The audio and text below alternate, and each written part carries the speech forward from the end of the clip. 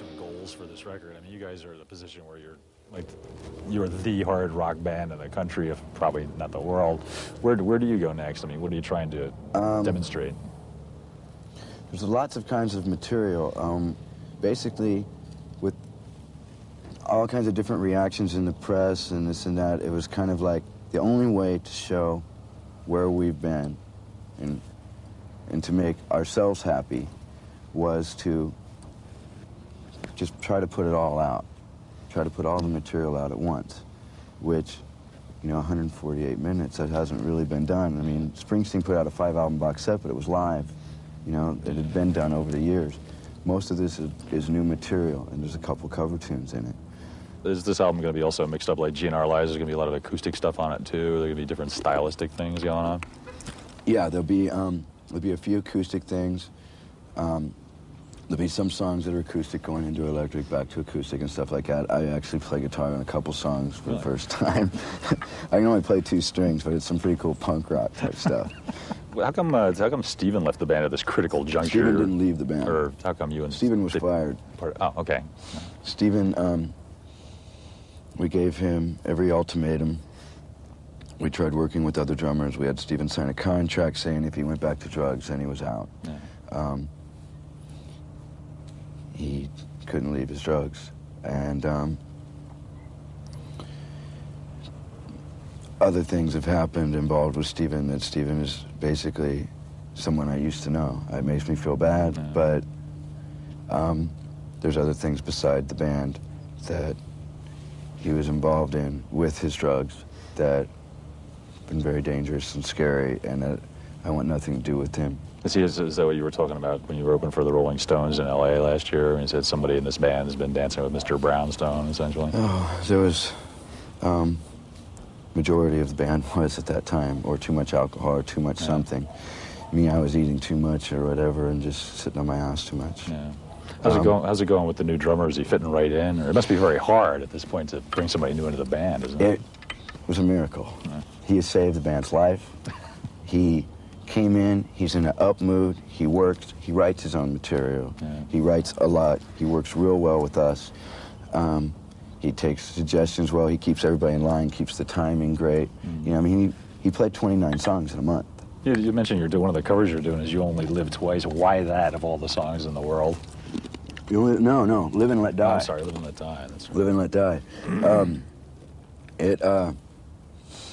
I don't know, I was watching I thought about it once a long time ago, but just thought you never will be able to get that the way it sounds. Yeah. It's done that well. And then I was watching, I'd rented the movie, and I was watching it, and I just went, this song sounds like Welcome to the Jungle too. It's like now that you're here. So, and it just felt right. So we ended up playing it a little bit in rehearsal, and it started working. And now that we actually have gone in and started recording it, we're finding out that, wait, we are good enough to play this song. Yeah. We didn't think we were. We didn't think we were good enough to get it down right. But Slash is doing most of the string arrangements on his guitar with a harmonizer. And it's kind of like, to me, it's like Tom Waits meets Metallica or something, because the way I sing it's so rough and scratchy, but, that I sound like Tom Waits or something on it, kind of. Yeah. It's working out really good, and it sounds like us. Yeah. So, everybody that hears it thinks that it sounds like the perfect song for us to do. Have you got anything coming up? You had mentioned there's something a song on this album that's coming up that might cause some problems, you think? Is there anything There's a song called Coma that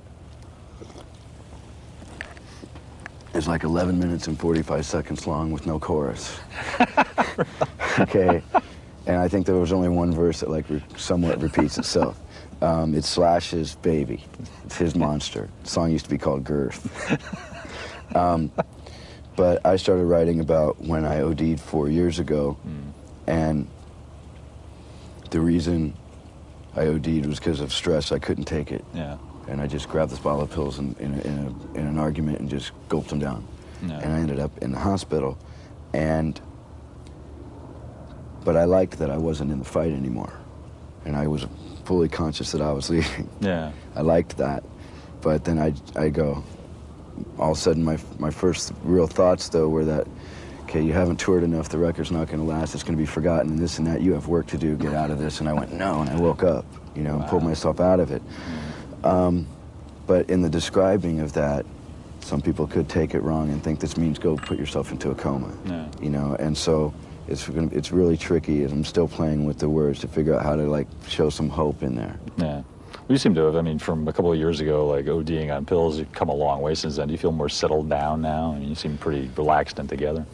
Yeah, but it's been a lot of work to do that, because there's, you know, we got used to, like, as the Eagles would say, everything all the time, and you know, living that way and going for it, and all of a sudden you started to and then that's what got us here. That's what got us signed. That's what got us on top of things. And then you got to a point where you go, wait a minute, everything that got me here is also starting to I'm starting to self-destruct. It's starting to tear up my life. I have to figure out how to channel my energies other directions. It's a weird one. Settling down is a weird one, you know. Do you think it's just a function of, like, getting older and you know, learning more and being more aware of what's going on? It's realizing there's life after, you know, 21, life after 25, life after 27, you know. 27 was the hardest year. I met Prince, and I was talking with Prince, and he was like, how old are you, 28? And he goes, you know, last year was the hardest, wasn't it? And he was saying how 27 is like the bitch. It's the hardest year. Really? 27 was definitely my hardest year. Well, it's all behind you now. Yeah, it's still a mess, but, like, I'm used to when it gets a mess. Yeah. Did you consider that valid when people say, well, you're up there in front of kids, you have to set a good example? I mean, a lot of people say, well, no, I'm an artist, I don't have to set an example, I just do my art. I mean, how do you feel about that? It's real tricky. Our first major tour was with Motley Crue, and the audience was younger than most audiences we played, like on the Aerosmith tour or in other tours or our own tours and the tours with the Cult. And it was real hard to do the song It's So Easy. Yeah. Because there's a line in there, I drink and drive and everything's in sight. We were talking about kind of how we got away with things and we're lucky to be here. It was real hard knowing that some of these kids would just go out and go, yeah, I drink and drive, everything's inside. I mean, Izzy put it best when he said, a lot of people think our record means, you know, party and do cocaine and rock and roll, and it's like, and that just ain't what it is. And so Izzy was going to quit at one time because he didn't like the way